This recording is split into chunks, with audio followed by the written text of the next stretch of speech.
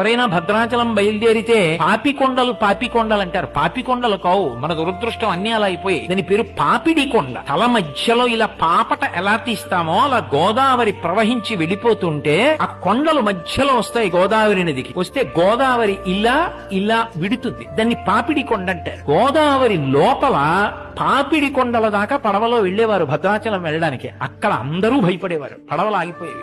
లోపల నుంచి సింహగర్జన వినపడేది. సింహగర్జన వినపడితే ఎవ్వరూ ఏమీ మాట్లాడకుండా పళ్ళెంలో ఎక్కువ కర్పూరం పెట్టి గోదావరికి హారతిచ్చేవారు. హారతిస్తే ఆ బుడబుడ చప్పుళ్ళు, పెద్ద పెద్ద బొబ్బలు, సింహగర్జనలు ఆగిపోయేవి. ఆగిపోతే ఆ పక్క నుంచి పడవ భద్రాచలం వెళ్ళి ఏంటి ఎందుకు వస్తుంది ఇలా? ఏ పడవ వెళ్ళినా వినపడుతుంది. ఎందుకు ఇలా వినపడుతుంది అని కొంతమంది ఔత్సాహికులు ఏం చేశారంటే గజఈతగాళ్లని పట్టుకొచ్చి పెద్ద పెద్ద వలలు పట్టుకుని పడవలతో వెళ్లి అందులోకి దూకి ఎక్కడి నుంచి బొబ్బలు సింహగర్జన వినపడుతోందో అక్కడ వలలు వేశారు.